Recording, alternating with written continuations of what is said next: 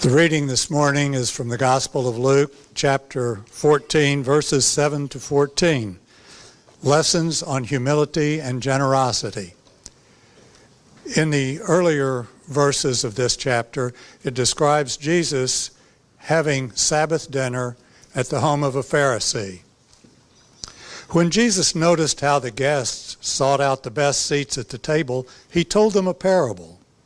When someone invites you to a wedding celebration, don't take your seat in the place of honor. Someone more highly regarded than you could have been invited by your host. The host who invited both of you will come and say to you, "Give your seat to this other person." Embarrassed, you will take your seat in the least important place. Instead, when you receive an invitation, go and sit in the least important place. When your host approaches you, he will say, "Friend, move up here to a better seat." Then you will be honored in the presence of all your fellow guests.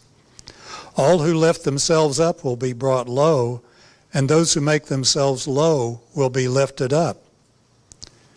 Then Jesus said to the person who invited him, "When you host a lunch or dinner, don't invite your friends, your brothers and sisters, your relatives, or rich neighbors.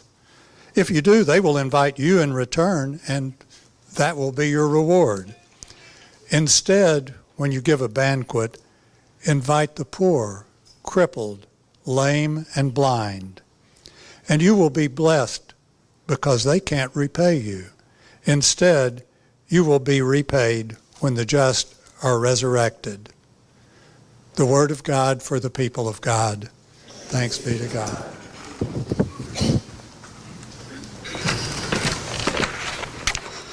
Thank you.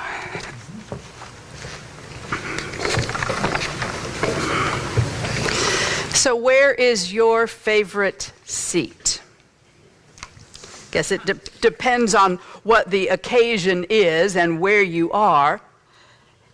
You are the one of the three worshiping congregations who has not had to navigate new seating during the construction process. So the question of where's my seat is not a hypothetical question these days. So left to your own choices, where is your preference?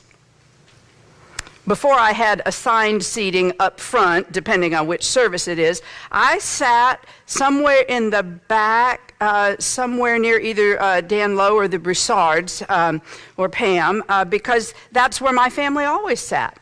And so I just seemed to assume that's how my body naturally gravitated. I like to sit with one arm on a pew, except like when I'm next to a colleague with whom that might be a little awkward, but given enough space, I like that angle. Where do you like to sit? Aisle seat? Up front? Sometimes we choose seats based on where we hear and see best. We've had any number of folks from the 11 o'clock group sort of auditioning locations and discovering that right underneath those speakers works really well for some of them.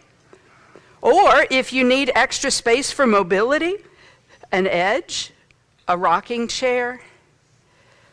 What about a dining room table? I find that in almost any setting, if it's approximately the same rectangular dimensions as my mother's table still, I go to about the same spot I sat as a child.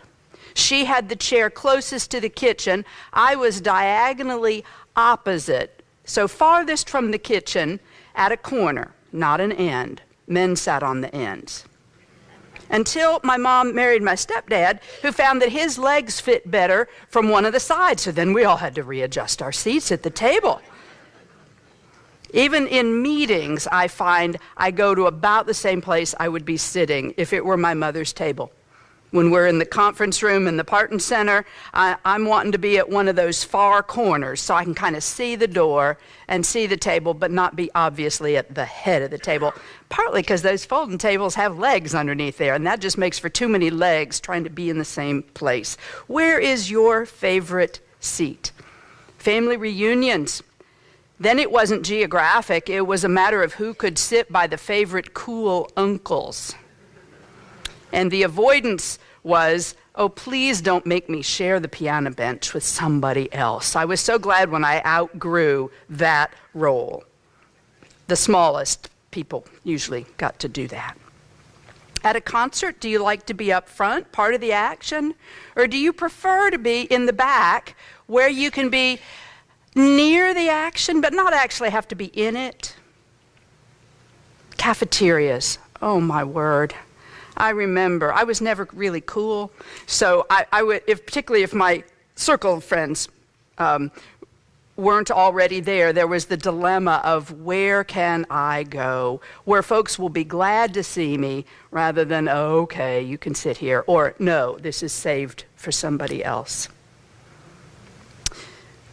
Most of us have some preferences and some habits and some memories of finding seating. Frankly, I'm relieved when I go to an event where they've got it all figured out, as long as I'm getting to sit near interesting people. Otherwise, then I want to get there and swap the tags around. Only I do that with family, not any of the events where y'all have chosen who I'm sitting with.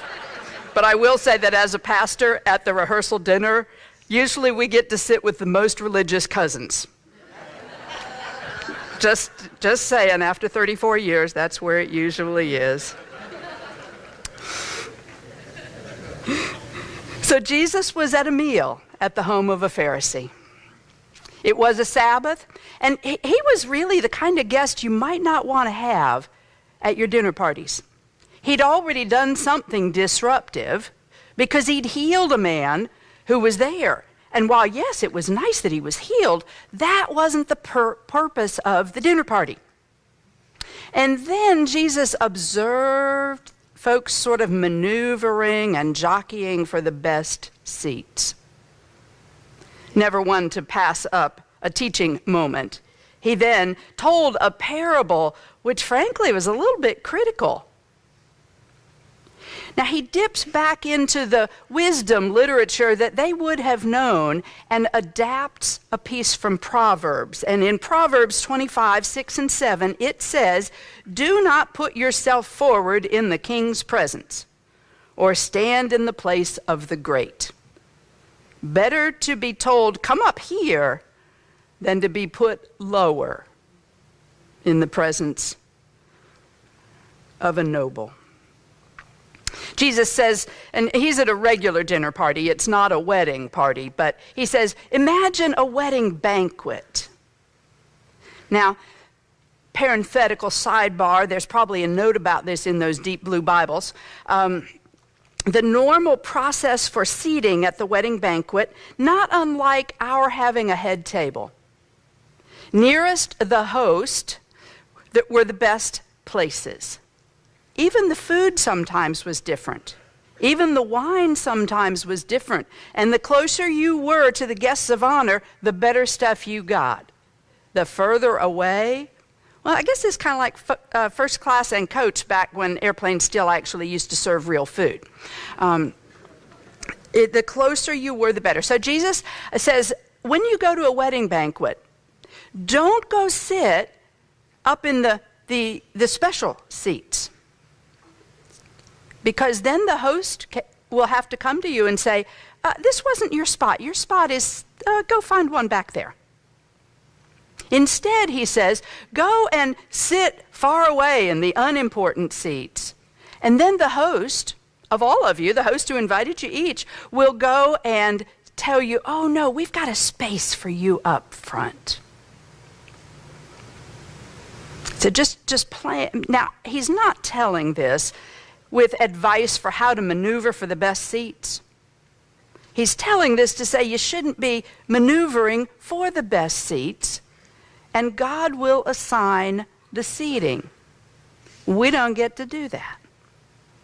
And then he uses imagery that's familiar in this gospel, that those who exalt themselves will be humbled, those who humble themselves will be exalted. So having sort of rattled the tent poles for the guests, he then shifts to the construction of the guest list itself. So when you give a party, he says, and I don't think he's talking only to that host. I think he's talking to anybody there who could be a host. You can check me on that. I'm not sure about that. But he's saying when you give a party, don't do the standard construction of the guest list. Well, who do I know? Who do I owe? Because they've had me over to a party and I need to invite them to a party. Who would I like to spend time with? Who might it benefit me if I invite them? Now he goes through the list in terms of your brothers, your sisters, your extended family, your neighbors, your rich neighbors. Don't invite the likely suspects, Jesus says. Instead, invite the poor and the lame, the crippled, the blind, and you will be repaid when the just are resurrected. In other words, way, way down the road, you'll be repaid. It's kind of an odd little collection of verses here. It seems kind of funny that Jesus comes as a guest and then is what I think would be a little bit disruptive. But isn't that part of why he comes? To disrupt the patterns that we drift into or choose, and instead give us the invitation to align our lives with the kingdom agenda. Over and over in Luke's gospel in particular, the guest list for the kingdom is described with these categories. They're not always identical, but they're very, very similar. When Jesus teaches for the first time in the synagogue back in chapter 4, he reads from Isaiah and emphasizes that it will be for the poor, the captives, the blind, the oppressed. That's who he's coming to set free. In the 7th chapter, when he is into the active part of his ministry, John the Baptist is in prison. And he's wondering, was it worth it? Did I prepare the way for the right person? Is this the one who is to come? And so he sends some of his followers to ask Jesus, so are you the one I was getting the way ready for? Or should we wait for another? And Jesus says, you go tell John what you see. And he has a longer list than just 4, but he says the poor, the captives, the blind and the lame and the lepers and the deaf, even the dead, and certainly the poor. All of those are receiving Jesus' healing and liberating power. So yes, he is the one that John was preparing the way for. And then this whole chapter, in the story that follows it, again, the same image of a banquet and invitations that went out. And there, it's not so much folks getting the wrong seat. They just don't even want to go to the party and are full of excuses about why they couldn't possibly come. And the host in that says, instead, okay, you go out and you just bring folks in off the street. And specifically says, the poor and the crippled and the blind and the lame. The kingdom plan for the guest list is the folks who don't usually get parties in the first place. Or the ones who, if they got an invitation, would need help getting into the building or sitting at the table or getting their food. It's a very unusual guest list. And no, I did not ask Drew if he could be an audio-visual aid for that today. And I think we have 3 or 4 other folks who came in with varieties. It feels like we're acting parts of this out today. And what a good glimpse of the kingdom it is. As we've started some of the construction, we've discovered that we had some impediments we didn't even know about. What seems like an inch or 2 or 3 for a person who can walk comfortably doesn't work at all for a walker. And so we were having to fill in some of the low places and level out some of the high places so that we could all gather. But still there's the issue of where's my seat? And Jesus, over and over again in this gospel, not for that simple issue, but when it becomes escalated for, well, where's my seat? I expect a seat up front. John Weller taught me a phrase here. It's a PIP. That is a previously important person. It does not usually need any explanation. If you've ever been the chair of a group and aren't anymore, if you've been the president of something and aren't anymore, you know what it is to be a previously important person. You used to know what was going on, and now you don't. I go to annual conference, and I have this ugly phenomenon of being a pip because I used to not have to go early to get a seat because there was one that was reserved. And a parking space, can you imagine? I had thought that maybe we could title this, Where's My Parking Space? But that might be going just a bit too far as those become increasingly competitive. Jesus warns over and over about those who want the seats of honor without actually earning that in a godly way, those who want to be visible and recognized, for those who come early and sit front and get the best and aren't concerned about what is left for others. Over and over again, he emphasizes this theme. The first shall be last, and the last shall be first. Those who exalt themselves will be humbled. Those who humble themselves will be exalted. Even the disciples argued about who was the greatest. I mean, this theme comes up over and over and over again. And what Jesus tells them is, whoever is the greatest needs to be like the youngest. He uses a child as an example. And whoever is the greatest needs to be willing to serve. Uses himself as an example, that he came not to be served, but to serve others. It is a powerful and important reminder. I think it repeats over and over again because it's hard. And it runs contrary to our natural inclinations, where one of the first words or phrases the children learn is mine. And right after that, it's no. Well, maybe it was different in your house, but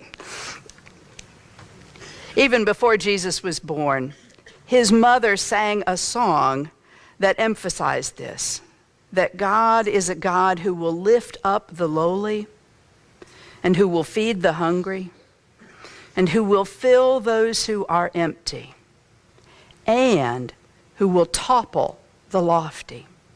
We call it the Magnificat, and it is magnificent, and it introduces the theme of how God organizes and categorizes, and it's not the way we do.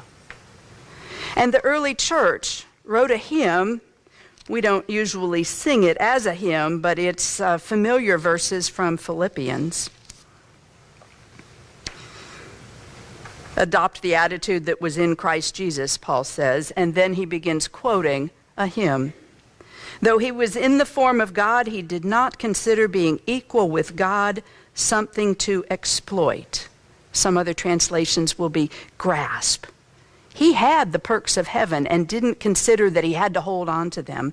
Instead, he emptied himself by taking the form of a slave, by becoming like human beings, and when he found himself in the form of a human, he humbled himself. Humbled himself by becoming obedient to the point of death, even death on a cross. And therefore, God highly honored him and gave him a name above all names. That is probably the clearest description of what it is to have the opportunity to be at the head table. You can't get any more head table than sitting with God in heaven, but to give that up and to come and to serve. And then because of that to be elevated, but that wasn't the point. The point was to make God's love and presence visible and real. Well, I don't know about you, But this is a daunting task. Getting rid of pride, man, you think you tackle it in one area and then by golly it crops up in another. Choosing to be humble, to serve, to look for what needs to be done, not necessarily what I would personally prefer to do. That's a part of the culture shift that goes from I want to be a member that has perks. I think that's actually American Express and not a church, but that sense of I want to be a member to instead I'm going to be a Jesus follower who serves. Do you hear the difference? Do you know how difficult it is? It's hard work. And no matter how much we follow Jesus' advice and practice sitting in the back, now don't everybody do that next week, or we will have to go through and say, no, please, come sit up front. But no matter how we practice it, it's still there. And no matter how we practice being open to all whom God welcomes and loving those whom God loves, oh man, the human tendency to categorize by our standards is so persistent. The reality is we cannot do it by ourselves.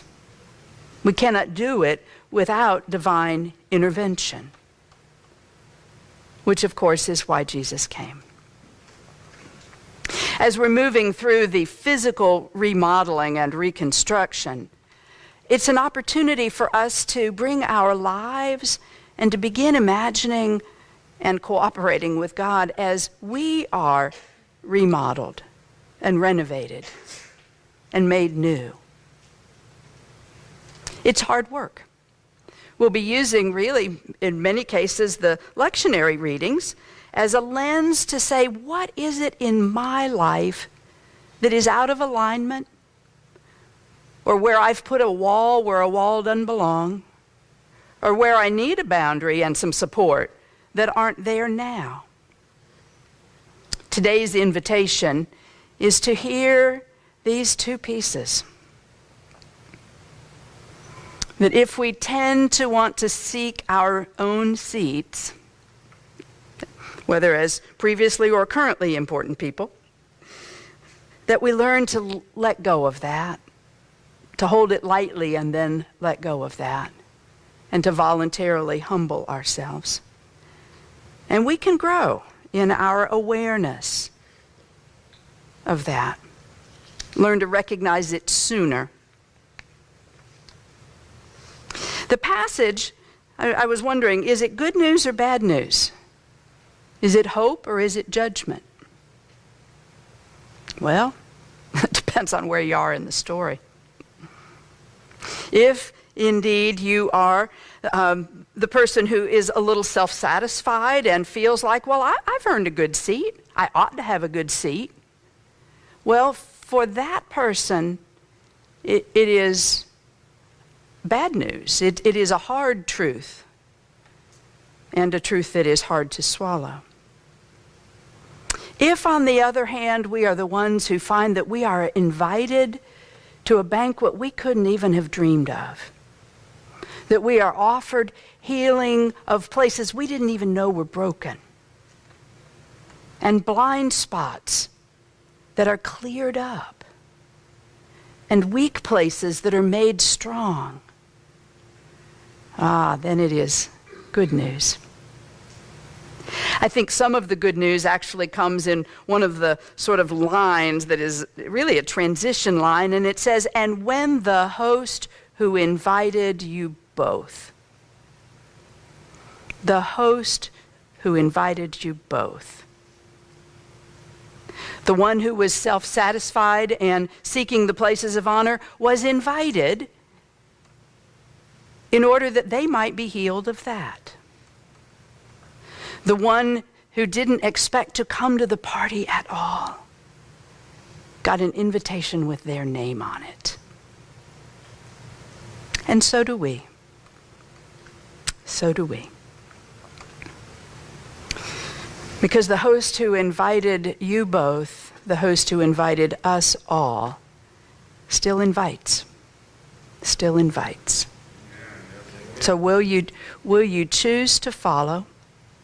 Will you choose to let God reorganize and remodel and reconstruct the parts that need to be made new? Amen.